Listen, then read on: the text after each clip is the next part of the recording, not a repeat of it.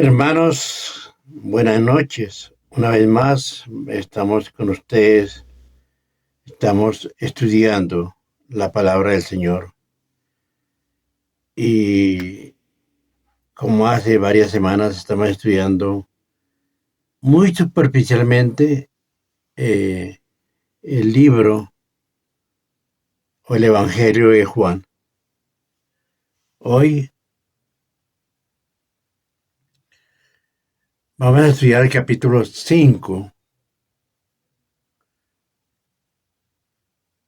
y vamos a mirar lo que el Señor está haciendo, cómo empezó Él a hacer milagros físicos, a sanar a muchas personas, a curar inclusive a personas que no eran judíos.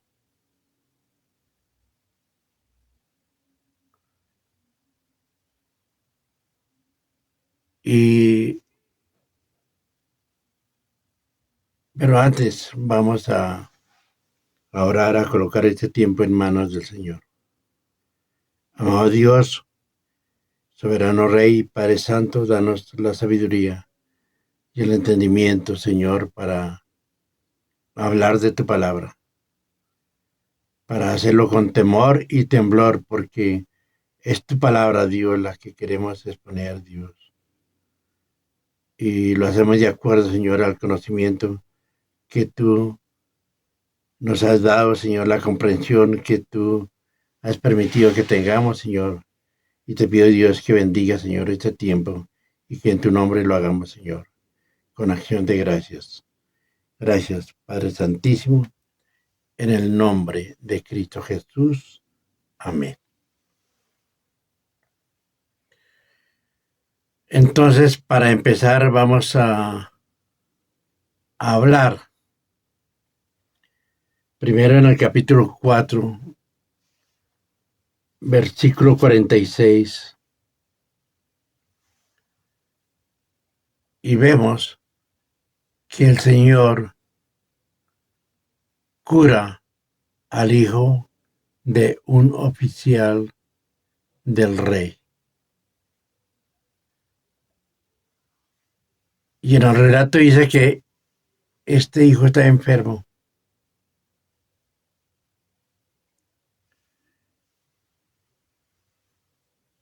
Y que Dios había venido a Judá. Dice su palabra que este hombre fue al encuentro de Jesús y le suplicaba que bajara a sanar a su hijo porque estaba al borde de la muerte. Y se entabla la conversación entre Jesús y el oficial del rey. En el versículo 49, de una manera respetuosa, el oficial del rey le dijo: Señor, baja antes de que mi hijo muera. ¿Y cuál es la respuesta de Jesús? En el versículo 50 dice Jesús: vete, tu hijo vive. Y dice su palabra que el hombre creyó la palabra de Jesús. Y esto, hermanos, es lo que se llama tener fe. Y este hombre que no conocía ni de los estatutos ni de la religión de los judíos, al escuchar que el Señor le dijo: vete, tu hijo vive, que creyó.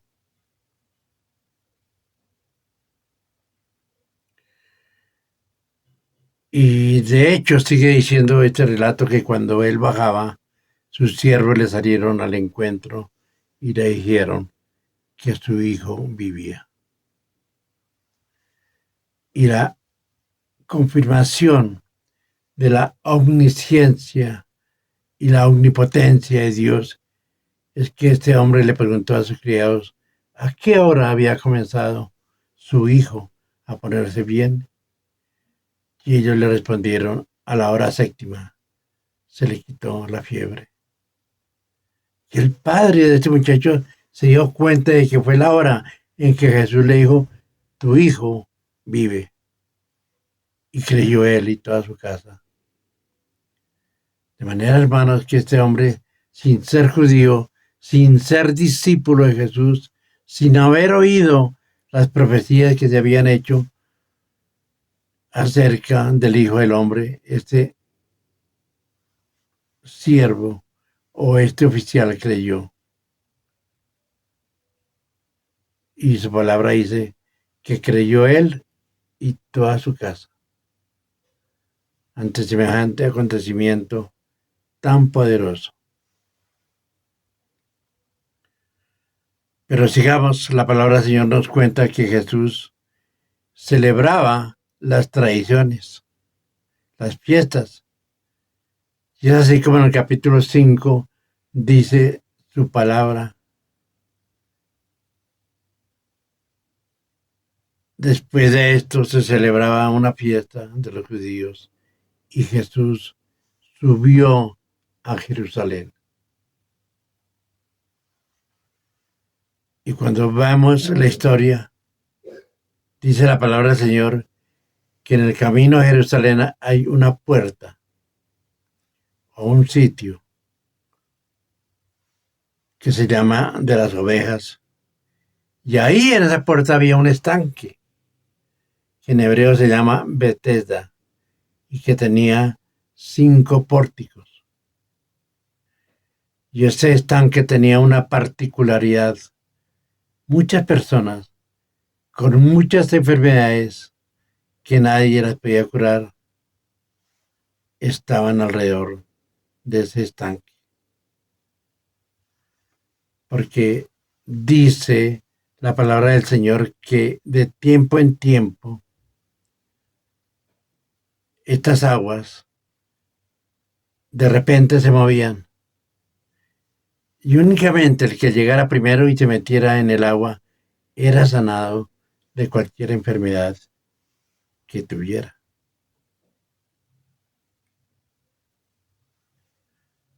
Ahora, ¿quién hacía esto? Indudablemente el poder de Dios. Y tal vez lo permitió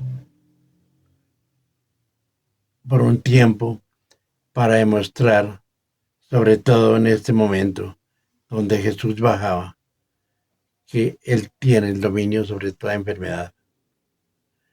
Porque si bien es cierto que el Señor permitió que ese estanque se convirtiera en un sitio de procesión donde acudían personas enfermas o con discapacidad, dice su palabra, cojos, mancos, en fin, toda clase de personas que necesitaban que el Señor los curara, aún en medio de ese acontecimiento. Surge Jesús como el gran sanador. Y cuando va cruzando por ese lugar tiene un encuentro con una persona en especial. Porque la palabra del Señor dice que había un hombre que hacía 38 años que estaba enfermo. Y él, paciente, estaba en ese estanque, esperando que las aguas se movieran. Y cuando las aguas se movían, él trataba de acercarse para ser el primero, pero no podía, porque aparte de eso, estaba paralítico. 38 años sin que se moviera su cuerpo, sin que sus nervios pudieran hacer ejercicio. 38 años paralizado.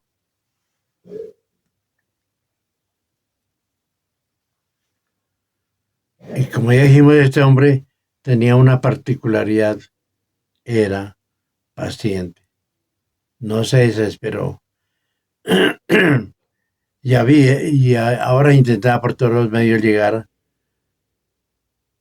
a que se diera la oportunidad de él ir a esas aguas y ser sanado.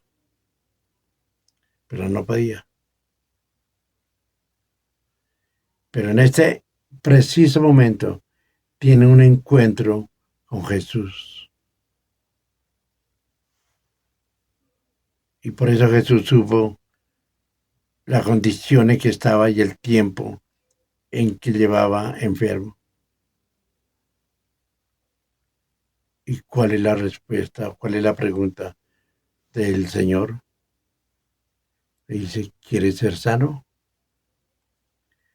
Este hombre respondió con una franqueza y dijo, Señor, no tengo a nadie que me meta en el estanque cuando el agua está agitada. Y mientras yo llego, otro baja antes que yo. Y el Señor en su potestad le dice, levántate, toma tu camilla y anda. Y en ese instante se hizo un milagro que llenó de asombro a todos aquellos que estaban oyendo. Y dice su palabra en el versículo 9, y al instante el hombre quedó sano y tomó su camilla y se echó a andar. Eso es un milagro hecho por el Señor.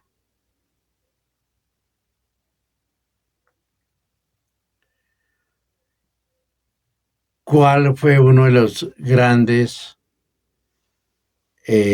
problemas o desafíos que el Señor enfrentaba?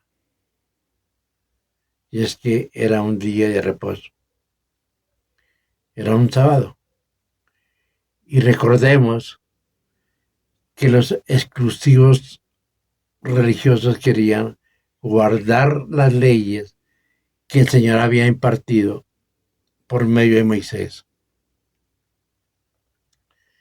Por eso al ver que este hombre había sido sanado, se llenaron de celos, por un lado, pero por otro, queriendo imponer la ley del Señor, le prohíben al hombre que llevaba 38 años con una enfermedad terrible y querían prohibirle que llevara el lecho o la camilla donde él mantenía acostado. Porque para ellos eso era pecado. Porque a esos religiosos no les importó el tiempo de enfermedad de este hombre. Y en lugar de darle gracias al Señor, porque fue el Señor quien lo permitió, simplemente querían guardar las apariencias, demostrar que ellos eran muy religiosos y muy obedientes a las reglas de la ley. ¿Y qué es lo que hace? Le preguntan que quién le dio esa autoridad para andar con esa camilla.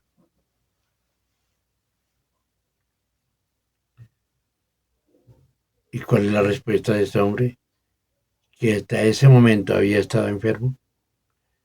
Dice el capítulo, el mismo que me sanó me dijo, toma tu camilla y anda.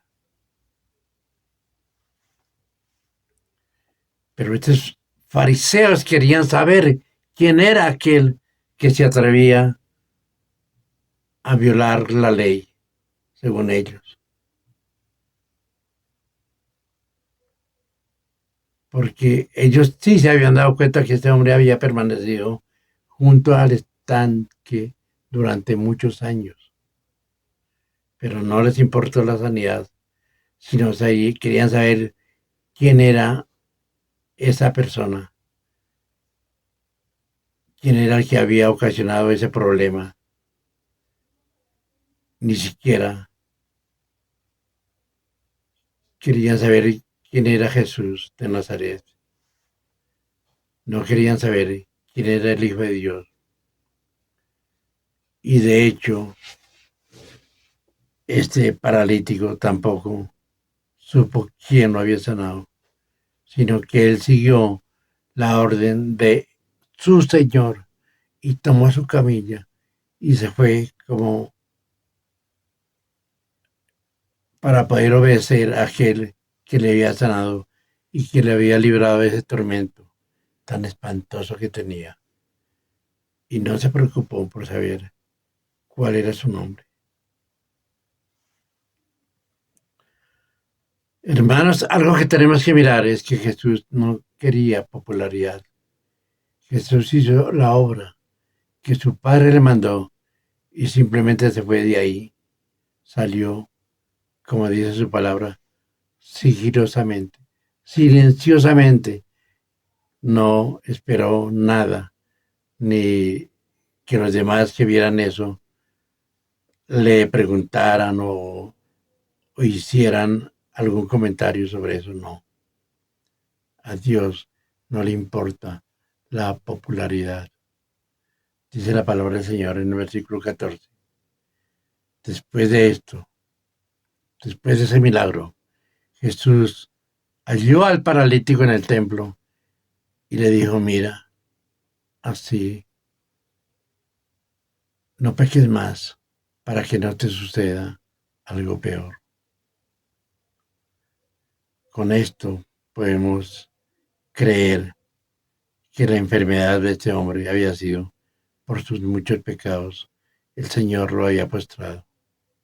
Pero ahora el Señor le da un consejo. No peques más para que no vengan males peores. Hermanos, esto podría ser una reflexión para nosotros, porque muchas veces pecamos, ofendemos al Señor, tal vez sin darnos cuenta, y tal vez la situación que estemos pasando es porque hemos ofendido a nuestro Señor y no le hemos dado la honra y la gloria, no nos hemos arrepentido ante Él. Y Él quiere que nosotros nos postremos ante su honra y ante su gloria. Él quiere que nosotros nos postremos ante su presencia y cada día pedirle perdón y cada día estar atentos para no pecar. Y lo debemos hacer inadvertidamente para no ofenderlo con nuestras acciones. Pero siempre el Señor nos recuerda que no debemos ofender su santidad. Clamemos a Dios para que el Señor nos perdone y nos aliente cuando estamos ofendiendo, porque de algo estamos seguros. No hay día en que no ofendamos a nuestro Dios. No hay día en que no pequemos como seres humanos. Por eso debemos estar alerta y postrarnos ante Él y pedirle perdón. Pero los judíos no toman en cuenta el milagro que el Señor acabó de hacer, sino que ellos quieren perseguirlo. Y sobre todo porque el Señor hacía los milagros, principalmente los sábados. Y esto los ofendía terriblemente. Porque por encima de todo querían guardar la ley, aunque ellos transgredían los mandatos y la ley del Señor. Y hay una palabra que el Señor le dice, hasta ahora mi Padre trabaja y yo también trabajo. Y esta frase fue el detonante para que con más ahínco estos hombres estuvieran intentando matar a Jesús, porque ellos querían hacerlo, matarlo, destruirlo, porque no estaban de acuerdo, porque no de que Dios violara el día sábado, aún para hacer una obra buena. Y ahora también ellos se dan cuenta de que Jesús llama a Dios su propio Padre, haciéndose igual a Dios.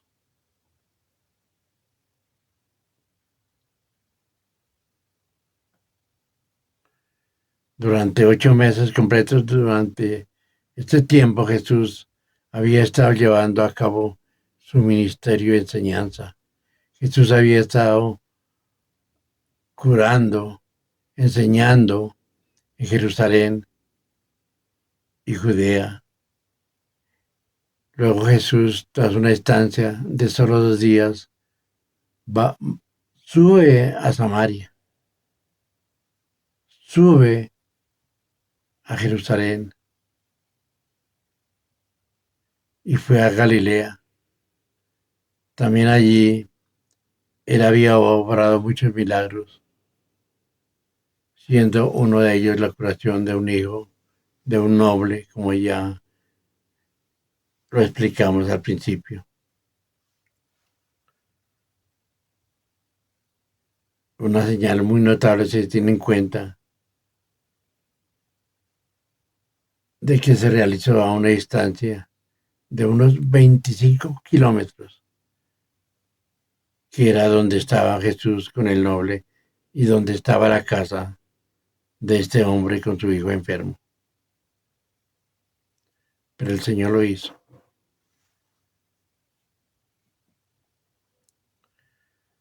Ya hacía 4 meses que el ministerio en Galilea había comenzado. Ya hacía 4 meses que el Señor había hecho y había comenzado a hacer esos milagros. Y en el transcurso de este ministerio el Señor está cumpliendo la profecía de Isaías 9, Isaías 9:11, que dice, leamos Isaías 9:11.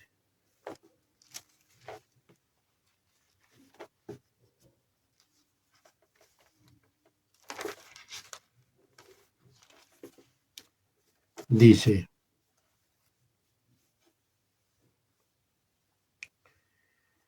pero Jehová levantará a los enemigos de Racín contra él y juntará a sus enemigos.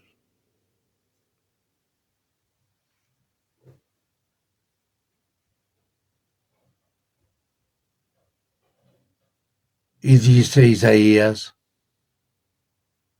91.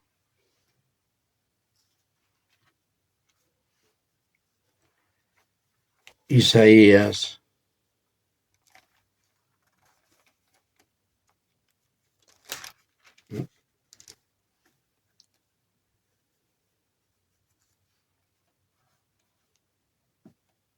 mas no habrá siempre oscuridad. Isaías 9:1 dice, mas no habrá siempre oscuridad para que esta hora en angustia, tal como el Señor habla. Leamos Isaías 9:11, porque estoy un poquito. 9:1. Dice su palabra, mas no habrá siempre oscuridad para que esta hora en angustia, tal como la aflicción que le vino en el tiempo que livianamente tocaron la primera vez a la tierra de Zabulón y a la tierra de Neftalí. Pues al fin llegará la gloria, el camino del mar, de aquel lado del Jordán, en Galilea de los gentiles. Y esto, hermanos, es la confirmación de que el Señor llegó a Galilea para hacer milagros. Y los habitantes de Galilea vieron con emoción y entusiasmo pero no había una fe verdadera y salvadora en ellos.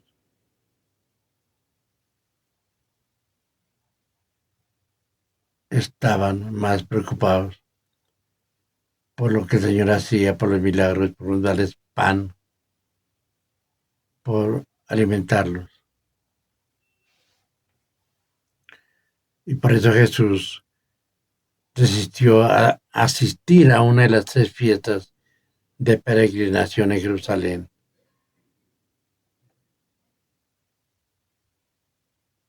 Esto sucedió en el año 28 de Jesús, después de su nacimiento. Y como ya vimos, en Jerusalén visitó el estanque Besaida y ahí hizo el milagro. Ese milagro de ese hombre que estaba paralizado. El problema era que era el sábado, cuando Jesús hizo este milagro.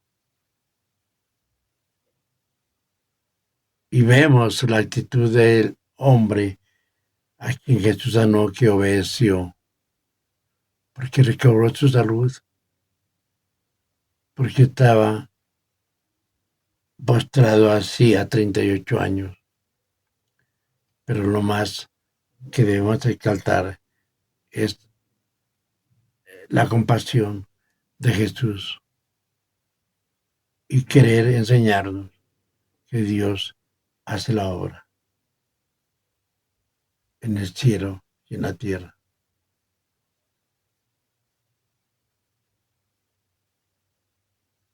Por eso, hermanos, debemos siempre darle gracias al Señor.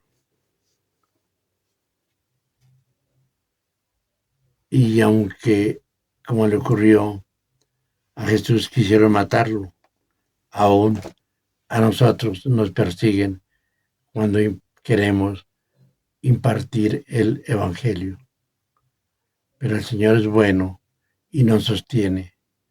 Y así no nos sostuviera con todo, le daríamos gracias al Señor, porque es su palabra, es su soberanía, es su grandeza la que se va a cumplir, a pesar de lo que nosotros creamos. Démosle gracias al Señor. Permitamos que su misericordia obre en nuestras vidas. Señor, ayúdanos, Dios. Bendícenos en tu santo y poderoso nombre. Oremos, hermanos. Señor, tú sabes, Señor, cómo está nuestro corazón. Tú sabes, Señor, si nos estamos pareciendo más a los fariseos, a los saduceos, a ese grupo de personas que quiere impartir una ley aunque ellos no la cumplan. A estar, Señor, atentos a tu palabra y mirar cómo tus hechos, Señor, confirma que tú eres Dios, el Dios soberano, el Dios bendito, el Dios grande, el Dios maravilloso. Gracias te doy, Señor, hoy. En tu misericordia te pido, Dios, que bendiga, Señor, este tiempo. En el nombre santo y poderoso tuyo, Dios. En el nombre de Cristo Jesús. Amén. Y amén.